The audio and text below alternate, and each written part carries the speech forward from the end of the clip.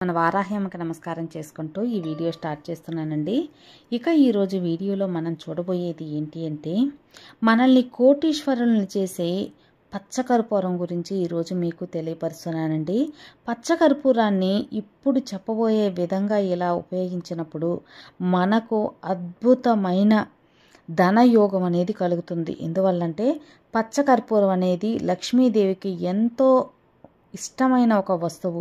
అలాంటి పచ్చకర్పూరం లక్ష్మీదేవికే కాదండి, వెంకటేశ్వర స్వామి అనుగ్రహం పొందాలన్నా కూడా మనం ఆ పచ్చకర్పూరంతో ఎన్నో పరిహారాలు చేస్తే వాళ్ళ అనుగ్రహం కలిగినప్పుడు మనకు కుబేర యోగం కలుగుతుంది. అంటే ధనం అనేది ఎక్కువ ఉంటుంది. అసలు పచ్చకర్పూరం ఎలా వాడితే ఎన్ని ప్రయోజనాలు ఉంటాయో ఇప్పుడు మీతో షేర్ చేయబోతున్నాను. వీడియోలోకి వెళ్ళబోయే ముందు మన ఛానల్ ఎవరైనా ఫస్ట్ టైం చూస్తున్నట్లయితే సబ్స్క్రైబ్ చేసుకోండి. మన వీడియోస్ నచ్చినట్లయితే లైక్ చేసి మరికొంతమందికి షేర్ చేయండి. పచ్చకర్పూరం అనికి మనకు అనగానే గుర్తొచ్చేది వెంకటేశ్వర స్వామి. వెంకటేశ్వర స్వామి గడ్డం దగ్గర పచ్చకర్పూరం అనేది పెట్టుంటారు. అదేవిధంగా లక్ష్మీదేవికి ఎంతో ఇష్టమైన ఒక వస్తువు. లక్ష్మీదేవి దగ్గర పచ్చకర్పూరం అలా నలిపి వేసినప్పుడు ఆ పూజ రూమ్ సుగంధభరితంగా ఉంటే మనకు లక్ష్మీ కటాక్షం అనేది ఎక్కువగా ఉంటుంది. ఇక పచ్చకర్పూరాన్ని ఎలా వాడాలో చూద్దామండి.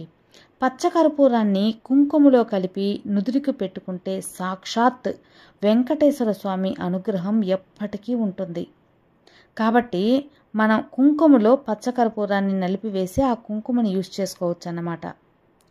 ఇక రెండవది, పచ్చకర్పూరం కుంకుమ పువ్వుతో కలిపి డబ్బు పెట్టెలో, మనం డబ్బులు ఎక్కడైతే పెట్టుకుంటామో ఆ డబ్బు పెట్టెలో పెడితే ఎక్కువ ధనలాభం అనేది కలుగుతుంది.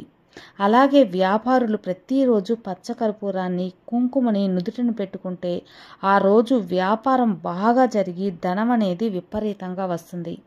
అలాగే పచ్చకర్పూరాన్ని గల్లాపెట్టి, అంటే వ్యాపారస్తులు గల్లాపెట్టిలో కొంచెం పెట్టుకున్నట్లయితే అక్కడ ధన నివాసం అనేది లక్ష్మీదేవి ధన నివాసంగా కూర్చొని ఉంటుందన్నమాట. అంటే మనకు ఎక్కువ ధన ఆదాయం కలుగుతుంది.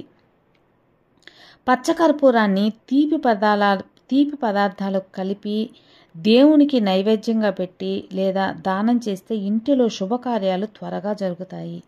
ఎవరికైతే ఇంటిలో శుభకార్యాలు, పెళ్ళిళ్ళు చేయాలి, గృహప్రవేశాలు చేయాలి, అలాగే మరేదైనా విశేషాలు చేసుకోవాలి, శుభకార్యాలు అనుకున్నప్పుడు తీపి పదార్థాలలో మనం పచ్చకర్పూరాన్ని, అంటే పొంగల్లో కానీ కేసరిలో కానీ ఇలాంటి వాటిలో కలిపి లడ్డులో మనం దేవునికి నైవేద్యంగా పెట్టి మన సంకల్పాన్ని, మా ఇంట్లో తొందరగా శుభకార్యాలు జరగాలి, మా కొడుక్కి కూతురికి పెళ్లి జరగాలి, మా కొడుక్కి మంచి సంబంధంతో పెళ్లి కుదరాలి, మా కూతురికి మంచి సంబంధంతో అబ్బాయి దొరకాలి, ఇలా వేడుకున్నప్పుడు త్వరగా శుభకార్యాలు ఇంట్లో చేస్తారన్నమాట. ఇక పచ్చకర్పూరంతో హోమం చేస్తే వశీకరణ శక్తులు ఎక్కువ వస్తాయటండి. మనం హోమం కానీ, గణపతి హోమం, ఇంకేదైనా గుడిలో హోమం చేసేటప్పుడు కానీ మనం కొంచెం పచ్చకర్పూరం అందులో మన చేతితో వేసినప్పుడు మనకు వశీకరణ శక్తులు అనేది వస్తాయి. ఏదైతే మనకు వశం కావాలి, మనకు కావాలి అని కోరుకుంటాం, అది మనకు దక్కుతుందన్నమాట. ఇక పచ్చకర్పూరాన్ని దేవాలయానికి దారమిస్తే గౌరవ మర్యాదలు పెరుగుతాయి. అంటే ఎక్కువగా ఇతరుల దగ్గర ప్రశంసలు రావటం, సమాజంలో గౌరవం, విలువ అనేది పెరుగుతుందన్నమాట. కాబట్టి దేవాలయాలకు పచ్చకర్పూరం 1/4 కిలో కానీ లేదా ఒక 150 గ్రాములు కానీ ఇలా దానం ఇచ్చినట్టయితే మంచి గౌరవ మర్యాదలు పెరుగుతాయి. ఇక పిల్లలు లేనివారు పాలకు పచ్చకర్పూరాన్ని జోడించి మంగళవారం రోజు సుబ్రహ్మణ్య స్వామికి అభిషేకం చేసిన ఆ పాలను తాగుతూ ఉంటే అన్ని రకాల గర్భదోషాలు నివారణ అయ్యి అతి త్వరలో సంతానం అనేది కలుగుతుంది. కాబట్టి పిల్లలు లేనివారు పాలల్లో పచ్చకర్పూరాన్ని కలిపి మంగళవారం రోజు సుబ్రహ్మణ్య స్వామికి అభిషేకం చేయాలండి. ఆ పాలుని, అభిషేకం నీళ్ళని కొద్దిగా తాగినట్లయితే మనకు ఆ గర్భకోశ వ్యాధులు ఏదున్నా తొలగిపోతాయి. అలాగే పిల్లలు పుట్టన వారికి తప్పకుండా సంతానం కలిగి సుఖంగా సంతోషంగా ఉంటారన్నమాట. ఇక పచ్చకర్పూరాన్ని బ్రాహ్మణులకు దానం ఇస్తే అన్ని పనులు త్వరగా నెరవేరి గౌరవ మర్యాదలు పెరుగుతాయి. కాబట్టి బ్రాహ్మణులకు పచ్చకర్పూరం ఇవ్వటం కూడా చాలా మంచిది.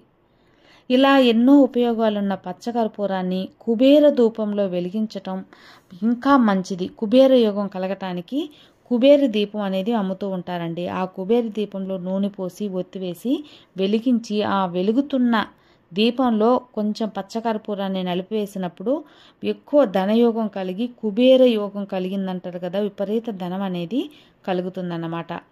ఇక మనం బీరువాలో కొంచెం పచ్చకర్పూరం పెట్టుకున్నా, అలాగే పూజ గదిలో ఎప్పుడు కూడా పచ్చకర్పూరం ఉండేటట్టు చూసుకోవాలి. అంటే ఒక డబ్బాలో కాకుండా బయట మనం దేవుడి దగ్గర ఆ పక్క ఈ పక్క కొంచెం నలిపి వేయటం రోజు మార్చి రోజు ఇలా చేయటం వల్ల కూడా లక్ష్మీదేవి కటాక్షం పరిపూర్ణంగా ఉంటుంది. అలాగే బీరువాలో కానివ్వండి, మనం నగలు డబ్బు పెట్టే స్థలంలో కూడా కొంచెం ఒక చిన్న మూటలాగా కట్టి కొంచెం ఒక చిన్న క్లాత్లో అలా మీరు బీరువాలో పెట్టినప్పుడు డబ్బు విపరీతంగా బంగారం చేరటం, డబ్బు చేరటం అనేది జరుగుతుందన్నమాట.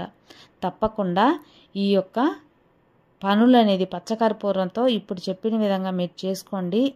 మీకు మంచి ధనయోగం కలగటమే కాకుండా సమాజంలో విలువ పెరిగి గౌరవ మర్యాదలు కూడా పెరుగుతాయి. మీరు అనుకున్న కార్యాలన్నీ కూడా సిద్ధిస్తాయి. ఈ వీడియోకు మీకు తప్పకుండా యూస్ఫుల్గా ఉంటుంది అనుకుంటున్నాను. నచ్చితే లైక్ చేసి షేర్ చేయండి, సబ్స్క్రైబ్ చేసుకోండి. మరో మంచి వీడియోతో మళ్ళీ కలుద్దాం. అంతవరకు సర్వే జన సుఖినో భవంతు. జై సాయిరామ్, జై వారాహిమాత.